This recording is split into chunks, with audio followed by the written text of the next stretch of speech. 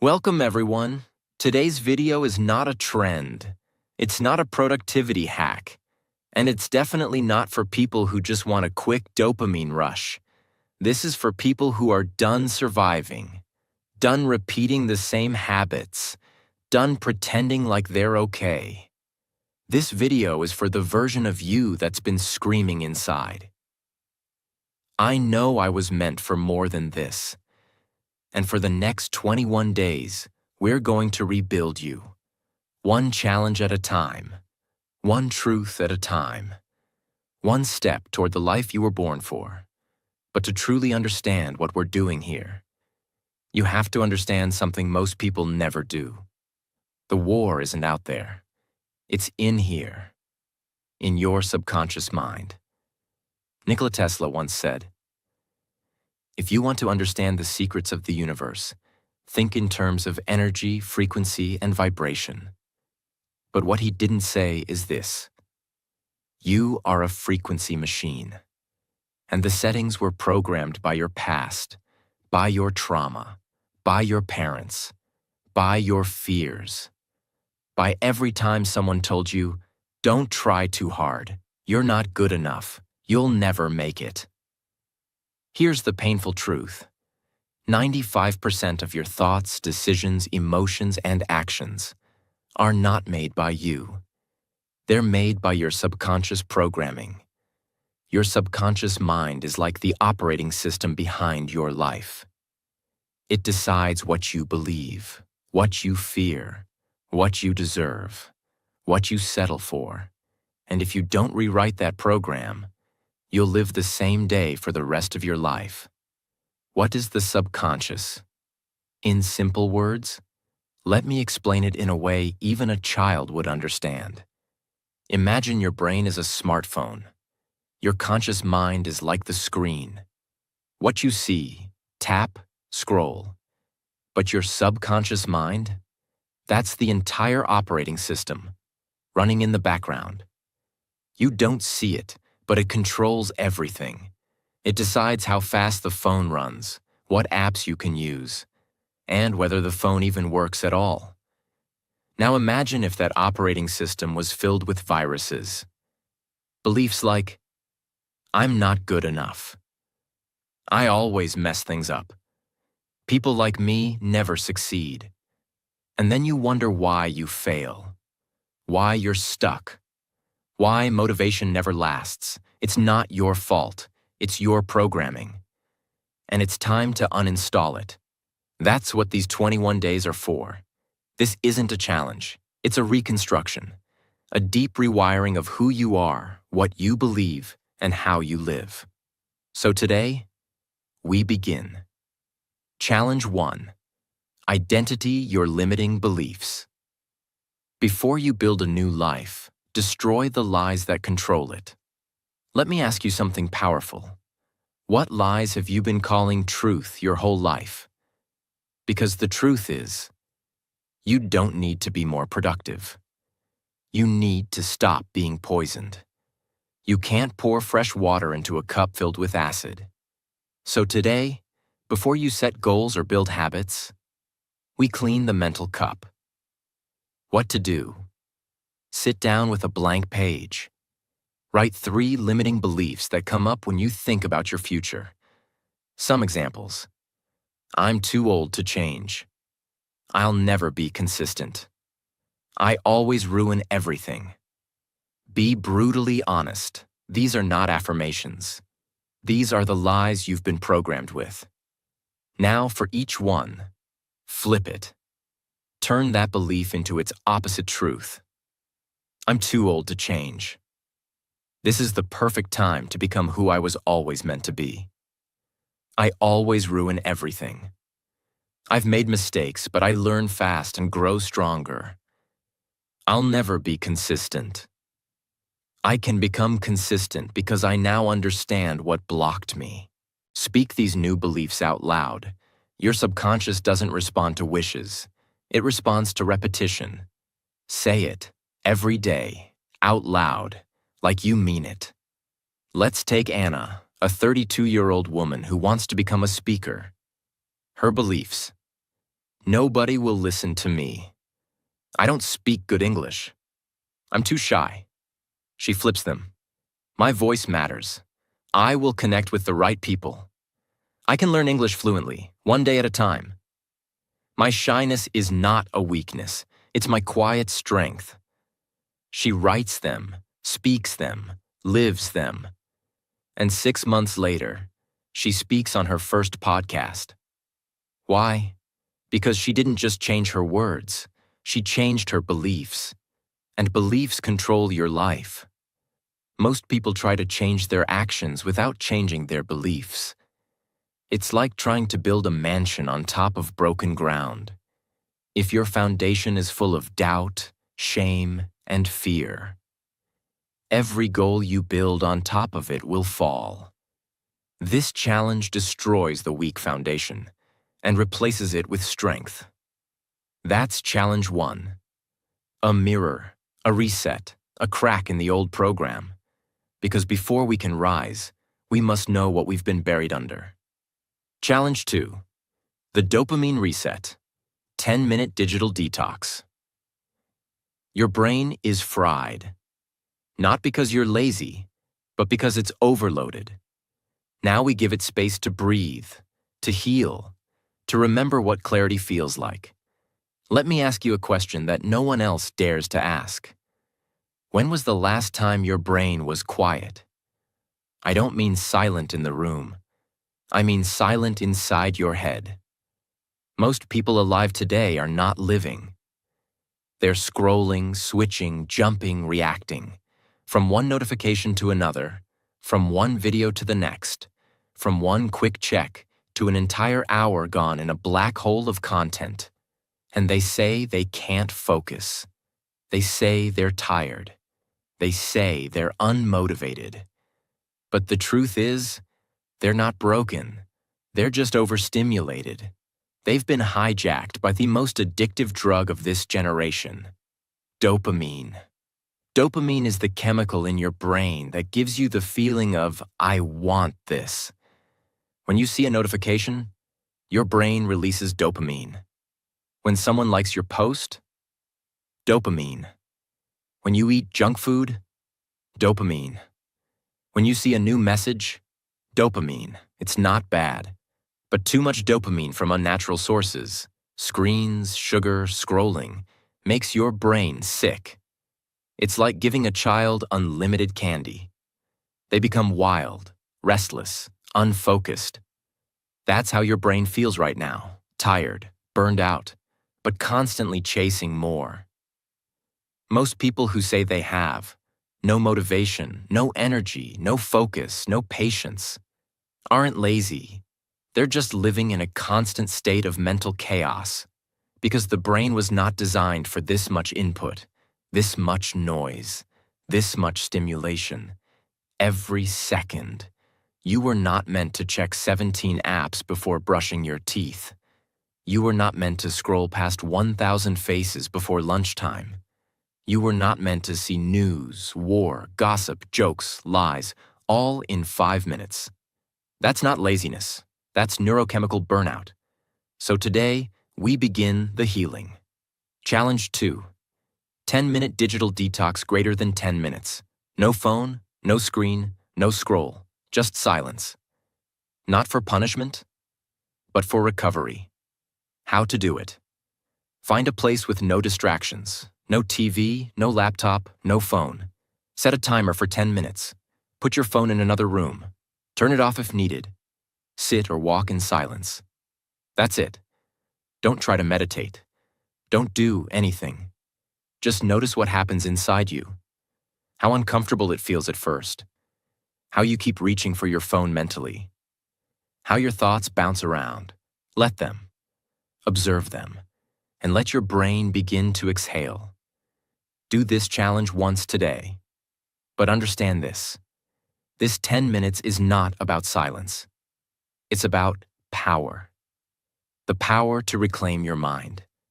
Because if you cannot sit with your own thoughts for 10 minutes, how will you ever trust them for a lifetime? This is the beginning of retraining your brain to feel peace without noise. to feel joy without distraction, to feel alive without checking a screen. And that is rare. In a world full of stimulation addicts, this is rebellion. And in rebellion, you find freedom. Let me tell you about Leo, a 24-year-old man trying to become a writer. He was frustrated. Every time he tried to write, he got distracted, bored, restless. He thought something was wrong with him, until he realized he couldn't even sit still for 5 minutes without reaching for his phone. He did this 10-minute detox every day, for 7 days, and something strange happened. At first he felt anxious, then bored, then calm. Then, suddenly, ideas started flowing. He wrote 2 full chapters in one sitting. Why? Because his brain was no longer begging for escape. It had finally come home to itself. Silence is uncomfortable only for people who are running from their own mind. Most people can't be alone with their thoughts, because they've been suppressing pain for too long. The phone is a shield. The scrolling is an escape. But healing doesn't happen through escape. It happens through attention. Attention is the new oxygen. And this challenge gives you that breath. The secret. It's not about time. It's about discipline. Anyone can scroll for 3 hours, but very few people can disconnect for 10 minutes. And in those 10 minutes, you're doing more for your brain than any book, any quote, any podcast can ever do. You're teaching your brain, I am in control, not the algorithm, not the screen. Me. After your 10 minutes are over, write down, what did you feel? What thoughts came up? What were you afraid to feel? This turns the challenge into therapy, into clarity, into transformation. You're not lazy. You're not broken. You're not unmotivated. You're just overstimulated. And this challenge is your antidote. Silence is not the enemy. It's the door. And when you walk through it, you'll meet the version of you that's been buried beneath the noise. That's challenge 2. Silent, powerful, revolutionary. And if someone truly completes this, not just watches it, they will feel different within 24 hours. Challenge 3. Practice 5 minutes of mindfulness. You've been stuck in the past and anxious about the future. Come back to now. 5 minutes. No judgment, just presence. This is not about peace. This is about power. Let's be honest. Most people don't live in the present moment. They live in 2 places, and both are prisons. 1. The past. Regret. Shame. I should have. I could have. Why did I? 2. The future. Fear. Anxiety. What if I fail? What if they leave me? What if I never change? But nowhere in that story do they live in the one place that matters. Here. Now this breath, this second, this moment, the moment you're reading these words, you're alive. But are you actually here? Or are you lost in some thought about yesterday or 10 minutes from now? This is the core problem of the human mind. We're always somewhere else. And if you live in your head, you will die in your life. Mindfulness is not just for monks. It's not a calm activity. It's not about flowers and waterfalls. Mindfulness is a weapon, a way to take control back from your chaotic brain. When you learn how to sit in the present moment, you stop being a puppet to your fears. You stop being pulled into storms that no longer exist. Because when you're present, there is no fear, there is no shame, there is only awareness. And awareness is the beginning of all transformation. Imagine your thoughts are like clouds moving across the sky. Some are dark, some are light, some move fast, some slow. Mindfulness is not chasing those clouds. It's sitting on the ground, looking at the sky and saying, "That's just a thought. I don't have to follow it. That's just a memory. I don't have to relive it. That's just anxiety. I don't have to believe it." Mindfulness is learning to watch the storm without becoming it. And once you learn that skill, you become unshakable. Don't do it to feel better.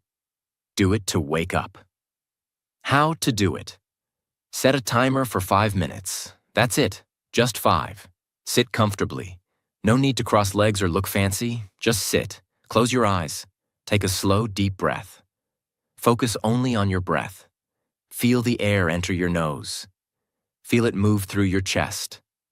Feel it leave your body. Repeat. Thoughts will come. They might scream. They might distract. That's okay. That's normal. Here's the key. Don't fight the thought. Don't judge yourself. Just say, "That's a thought," and return to your breath. Keep coming back. That's the practice. That's the power. Let me tell you about Elena, a 40-year-old single mother of 2. Every night, she would lie in bed with her heart racing. Worries about bills, her kids, her job, her body, her future. She started doing this 5-minute practice. The first 3 days, she cried. She felt overwhelmed. Her mind was loud like a storm. But something strange happened on day 4, for the first time in years. She noticed silence between her thoughts, a moment of peace. Then she noticed her heartbeat slowing down, then her breathing deepening, then her mind softening. And by day 10, her kids noticed. "Mama, you look calm now," her daughter said. That one moment made Elena realize, "I'm not broken. I've just never been present." Most people live in survival mode because their brain is constantly alert, constantly reacting, fearing, worrying, defending. This challenge rebuilds your nervous system. It teaches your mind, you are safe.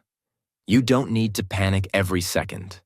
You are here. You are alive. You are okay. And from that place, you make better decisions.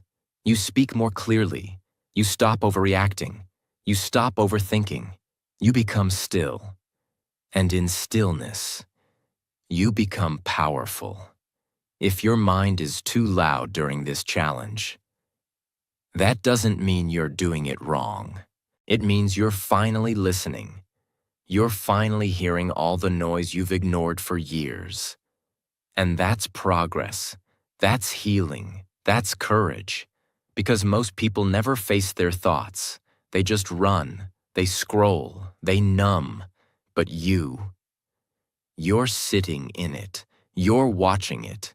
And you're returning to your breath. That is mastery. After your 5 minutes, write down, what thought showed up the most? Was there a moment of stillness? What did you learn about yourself in those 5 minutes? Because the deepest lessons you'll ever learn in life won't come from books. They'll come from the silence you learn to sit inside of. This is not about meditation. This is not about peace. This is not about escaping life. This is about facing life fully, honestly, without distractions, because the person who can sit with their mind becomes the person who can master their life. And that's what you're becoming now. That is challenge 3, not just a mental practice, but a foundational shift in the way you experience life. Challenge 4, write down 3 past mistakes plus lessons. You're not a failure. You're a learner with scars. Let's break a painful truth. Most people do not live in the present, not because of fear of the future, but because they are still bleeding from their past. They made one mistake and never forgave themselves. They hurt someone and carry the shame every day. They trusted the wrong person, and now they trust no one. They failed once. And now, they call themselves a failure. But the truth is, you are not your past. You are what you learned from it. And if you don't learn the lesson, you repeat the pain. That's why this challenge is not just about healing, it's about evolution. Your brain is wired to remember pain more than success. It's a survival mechanism. But when you don't process that pain, it becomes your identity. You stop taking chances. You stop opening your heart. You stop trusting yourself.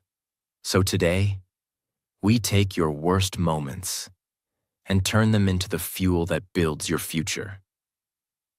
Regret is just wisdom trapped in pain. Let's free it. What to do? Take a pen and paper. Write down 3 things you deeply regret. A mistake, a choice, a lie, a missed chance, something you never forgave yourself for. For each one, ask yourself, what did this teach me? What did I learn about people, life, and myself? How has this made me wiser, stronger, more aware? Then write this sentence. I made this mistake. I am not this mistake. I carry the lesson. I release the shame. Read it out loud. Let me tell you about Daniel, 19 years old. He cheated on his final exam. He was caught. He lost his scholarship. His parents were ashamed. His teachers called him a disgrace. For 2 years, he stopped believing in himself. He worked small jobs. He avoided old friends. Every time he saw a student in a uniform, he looked away. Until one day, he wrote about it. He wrote exactly what happened. He wrote how much he hated himself. And then he asked himself, what did this teach me? His answer shocked him. I didn't cheat because I was evil. I cheated because I was scared. I didn't believe in myself, and I let fear make the decision for me. That one truth saved his life. He applied again to university. He wrote about that failure in his entrance essay.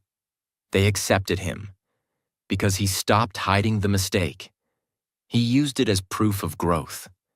Most people think their past ruins them, but in reality, their relationship with the past is what destroys them. Your mistake didn't kill you, but your self-hatred might. So today, we do something very few people ever do. We honor the past, and then let it go, because healing isn't forgetting. Healing is remembering without pain. Call or message someone you hurt. Say one sentence. I'm not who I used to be, and I'm sorry for how I acted.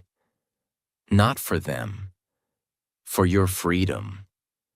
You don't need their forgiveness. You just need to be free from the shame. The reason people repeat the same pain is because they never gave it a purpose. Your pain has meaning. Your scars are your story, but you cannot carry them forever. So today, we transform them into wisdom, because the world doesn't need more perfect people. It needs more healed people who own their story. And now, you are becoming one of them. Challenge 5. Visualize your dream life. If you can see it, your brain can believe it, and your habits will follow. Most people live their entire life without ever asking, what do I actually want? Not what society says, not what your parents wanted, not what your friends are doing, but you, your life, your truth. Because if you don't know where you're going, your habits will take you nowhere. The brain needs a destination.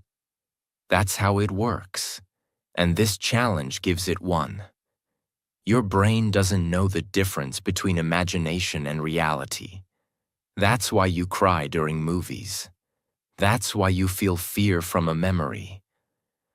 So when you visualize your dream life clearly, emotionally, deeply, your brain starts building belief systems around it. You stop saying, it's impossible. I can't do it. That's not for people like me. And you start saying, wait, This feels real. This feels possible. This feels like home. Because the mind can't move toward a blurry goal. It needs clarity. If your dream doesn't exist in your mind, it will never exist in your life. What to do? Find a quiet space. Sit or lie down. Close your eyes. Breathe slowly. Ask yourself, what does my dream life feel like? Where am I waking up? What kind of clothes do I wear? What work am I doing? Who is next to me? What is the energy around me? How do I carry myself? Let your brain go wild. Feel it, see it, smell it, hear it. Now open your eyes. Take your journal and write a paragraph that starts with, "My dream life looks like this." Don't write what's realistic.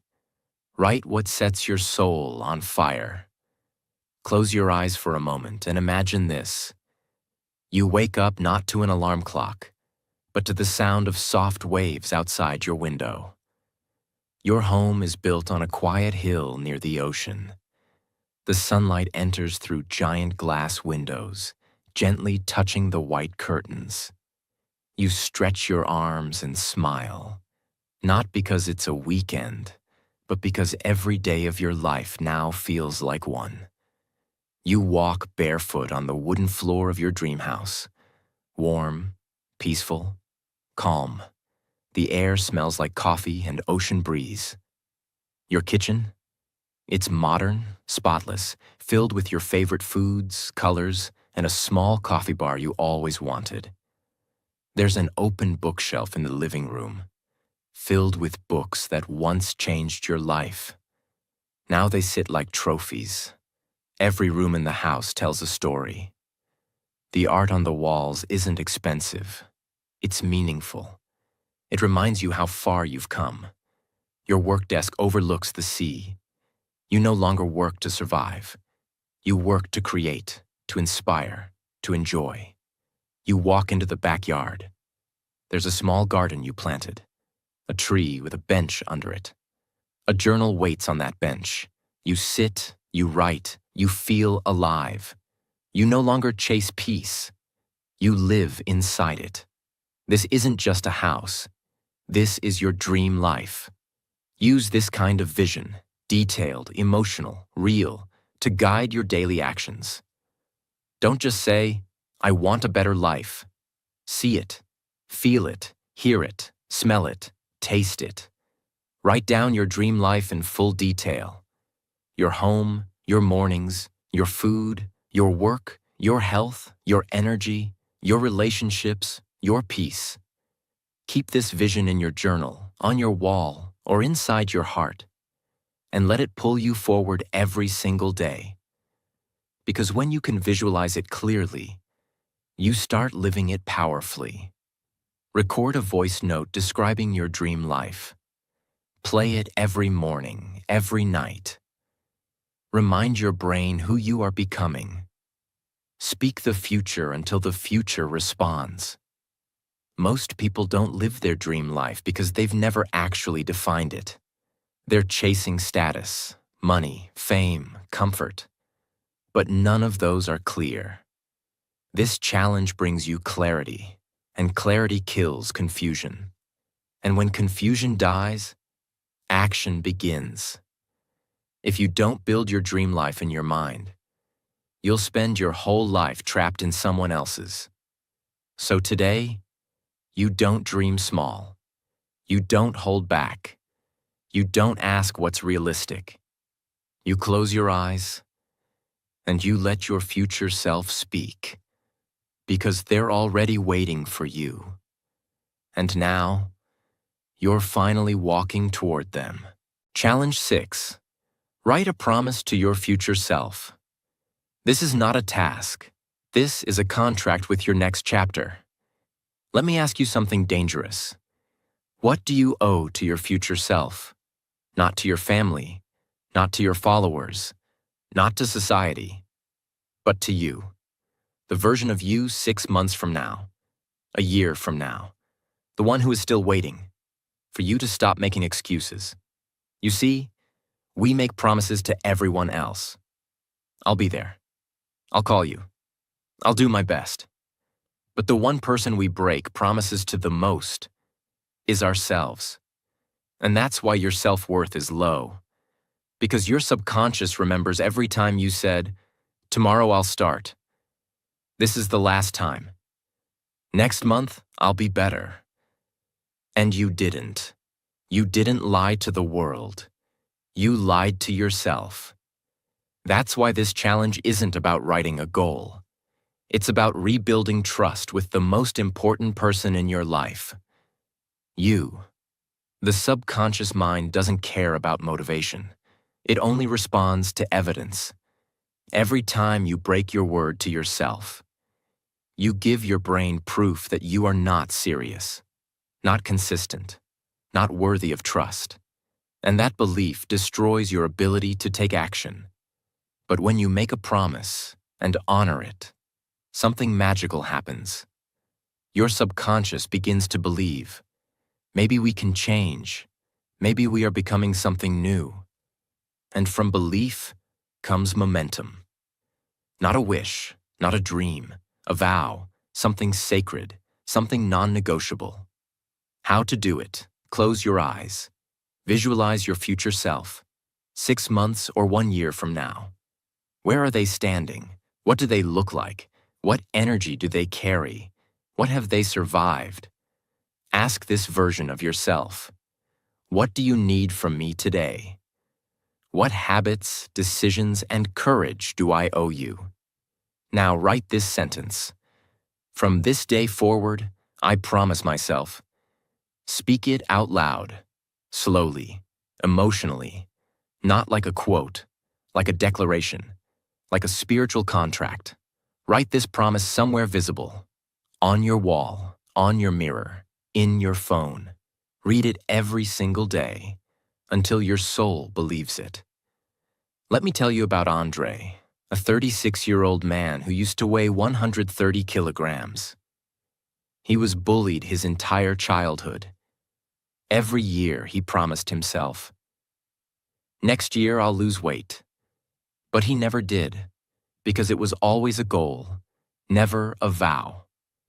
One night, after binge eating alone, crying in his room, he stood in front of the mirror and whispered, "From this day forward, I promise myself, I will never abandon my health again." He didn't say, "I'll lose 30 kilograms." He didn't say, "I'll go to the gym." He made a vow to stop abandoning himself. That promise changed his life, not because of the weight, but because for the first time, he felt like a man he could trust. This challenge makes your transformation personal. It's no longer about likes, goals, or results. It's about integrity, the silent power of being someone who does what they say, even when no one is watching, even when it's hard, even when you're tired. Because one day, your future self will look back and say, "Thank you for not giving up on me when it was easier to stay broken." Don't write a big list. Don't try to be perfect. Just write one promise that feels so true, so sacred, so powerful, that breaking it would feel like betraying your soul. That is how you change your identity. One vow at a time. One commitment at a time. One decision that echoes into your future. And from this day forward, you are no longer a maybe. You are a promise in motion. Challenge 7. Clean one physical space around you. Your outer world reflects your inner world. Let's take back control, one corner at a time. This is not a cleaning task. This is not about organizing your life like a productivity guru. This is about one thing: control. When life feels heavy, when your mind feels scattered, when nothing seems to make sense, the one thing you can take back is your environment. You can't fix your past today. You can't fix the economy. You can't fix other people. But you can clean the drawer beside your bed. You can fold the clothes on your chair. You can make your bed like you're preparing for war. And that simple act tells your brain, I am not helpless. I am not stuck. I am in charge of my world, even if it's just this one shelf. Your brain is constantly taking signals from your environment. Cluttered room equals overwhelmed mind. Dirty kitchen equals delayed decisions. Messy closet equals mental fog. But when you clean even one small corner, you activate a part of your brain that says, I am no longer surviving. I am building. I am restoring. I am coming back to life. Not for beauty, for power. How to do it. Pick one small area that feels messy, heavy, chaotic. Examples: your desk, one drawer, your bed, a corner of your room, one shelf in your kitchen. Set a timer for 20 minutes. No phone, no distractions. Clean it like you're preparing for a new identity. Not like you're organizing, like you're creating a space for a warrior, a creator, a healer to exist. When you finish, stand back. Look at it. Take a deep breath and whisper, this is the beginning of order. This is the space for the next version of me. Last year I was depressed. Not the kind of depression people post about. The silent kind. The invisible kind. I couldn't focus. I stopped believing in myself. My room was a disaster. Clothes everywhere. Books stacked like bricks. Bottles, wrappers, dust. It looked like I had given up. And maybe I had. One night I looked around. I asked myself, if someone walked into this room right now, what would they learn about me? The answer broke my heart. They would see pain, chaos, and no hope. So I stood up. It was 2:14 a.m. No music, no phone, just me and the mess I had created. I started with the floor, then the table, then the shelves. I didn't know it then, but I wasn't just cleaning my room. I was cleaning my sadness, my pain, my stuck energy. As the sun came up, my room looked different. But more importantly, I looked different. I felt powerful again. I had proof. I can change something. I can take control. I am not my chaos. I am not my past. That day taught me something I'll never forget. When life feels too big to fix, start small. Start with your desk, your bed, your bag, anything. Because when you clean one physical space, you send your brain a message. We are not done. We are not broken. We are just beginning again. This is not about tidiness. This is about identity. It's about rewriting the story of your environment so your environment can support your growth. Because your surroundings are not just background, they are signals. And today, we make sure those signals say, a powerful person lives here. A person with direction. A person who respects their space. Because they respect their future. You don't need to clean your whole life in one day. You just need to start. Pick one space. Clean it with pride. And let that space become the symbol of a new era. Because once you control your environment, you start believing you can control your destiny. And that belief is the first step to becoming unstoppable. Final challenge. 8-8. Forgive someone who hurt you. You cannot become your future self if your soul is still chained to old pain. Today, we cut the rope. You can do everything right. You can meditate, clean your room, visualize your dream life, write your promises, fix your habits. But if deep inside you are still holding on to anger, bitterness, pain, or resentment, you're still a prisoner, not of others, but of your own heart. Because forgiveness is not about them. It's about you, your freedom, your healing, your ability to finally move forward. And most people never move forward because they never truly let go. Let's be very clear. Forgiveness does not mean that what they did was okay, that you forget the pain, that you allow them back in your life, that they win and you lose. No, forgiveness means, I will no longer let this pain poison me. I will no longer carry this person's mistake inside my body. I deserve peace. I deserve freedom. And I'm choosing it now, even if they never apologize. Forgiveness is not weakness. It is the highest form of strength. It's saying, you no longer have access to my nervous system. You no longer control my emotions. You no longer get to live in my head rent-free. Forgiveness is not a gift to them. It is a release for you. You've carried this long enough. It's time to let go. How to do it? Close your eyes. Breathe deeply. Go back to the moment. The wound, the betrayal, the lie. Let your mind bring up the person you've still not forgiven. Feel it. Don't fight it. Let yourself feel the disappointment, the anger, the tears, the betrayal, the helplessness. Let it rise. Now whisper or write these words. You hurt me. You betrayed my trust. You left a scar I never deserved. But today, I set myself free. I forgive you. Not because you deserve it, but because I do. I deserve peace. I deserve joy. I deserve a future that is not held hostage by the past. So I let go, not for you, but for me. Now take a deep breath. Exhale. Say it again, slowly, meaningfully. I forgive you, and I free myself. Optional. Write a letter to them, but don't send it. Write everything you ever wanted to say. Let it pour out, then tear the page, or burn it, symbolically release it. Imagine this. You're holding a burning piece of coal tightly in your hand. Your hand is in pain. It's turning red, blistering. But you refuse to let it go. You say, this coal represents what they did to me. This is my proof that I was hurt. I will hold it until they understand how much they hurt me.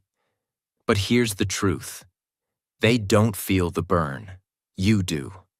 Every second you hold that pain, it's only burning you. It doesn't punish them. It only destroys your peace. Now imagine this. You finally open your hand and let that coal fall. You feel the pain still there, but it slowly starts to heal. The wound breathes. The fire is gone. And for the first time, you are free. The lesson. Forgiveness is not saying, it didn't hurt. It's saying, I'm done letting it burn me every day. You don't forgive because they deserve peace. You forgive because you do. What happens when you don't forgive? If you don't forgive, you start carrying bitterness in your voice, tension in your body, distrust in your relationships, walls around your heart, anxiety in your dreams, cynicism in your words. And over time, that weight turns into a life you didn't choose. You begin to punish new people for old pain. You reject love because it reminds you of the past. You stay stuck because the pain keeps you safe. But you weren't born to be safe. You were born to be whole. And wholeness requires release. You've done so much in this challenge. You've reflected. You've rewired your habits. You've cleaned your space. You've visualized your future. You've written sacred promises. But if you don't release the poison, you'll carry it into your new life. This is the final door. Not to healing, to liberation. And when you walk through it, everything becomes lighter. You don't forgive because they said sorry. You don't forgive because they earned it. You don't forgive because the world says you should. You forgive because you are finally ready to heal. And when you do, the chains fall, the weight drops, the storm ends. And for the first time in years, you take a full breath and feel free. After all 8 challenges, here's how to test if you truly completed this journey. not just watched it. Step 1. The mirror test. Stand in front of a mirror. Look yourself in the eyes and ask, did I show up for myself with full honesty, full emotion, and full presence? If your eyes tear up, if your voice shakes, you did it right. Step 2. The energy test. Close your eyes. Ask yourself, am I lighter than when I started this video? Am I more clear about who I want to become? Do I feel proud of showing up for myself? Do I feel closer to the version of me I've always wanted to be? If the answer is yes, you're no longer the same person who clicked this video. You've been reborn. Step 3. The real-life test. In the next 24 hours, do you treat people with more softness? Do you breathe more slowly? Do you walk with intention? Do you avoid the habits you promised to break? Do you feel something new deep inside? If you do, that's not a coincidence. That's transformation. That means you didn't just watch a video. You completed a soul challenge, and you earned your new identity. And now, here we are. You didn't just watch a video. You just completed something most people will never have the courage to even begin. You looked inside. You faced your wounds. You cleaned your space. You rewired your mind. You forgave. You let go. And you rose. One challenge at a time. You've done what schools never teach, what the world never honors, and what most people spend their whole life avoiding. You chose to change, and that is rare. That is powerful. That is the beginning of a completely new life. Because if you can do these 8 challenges with honesty, with emotion, with full heart, there is nothing in this world you can't become. So as you walk into the next chapter of your life, don't forget this. Your past does not define you. Your fears do not own you. And your future is not written yet. Because today, you became the author. Subscribe. Because this channel is not about noise. It's about truth. It's about healing. It's about transformation. And you are now part of something bigger than a video. You are part of a movement, a place where broken people become powerful again. So, hit that subscribe button. Because this is just the beginning. Thank you for being here. Thank you for being brave. And from the bottom of my heart, God bless you on your journey. I'll see you in the next chapter.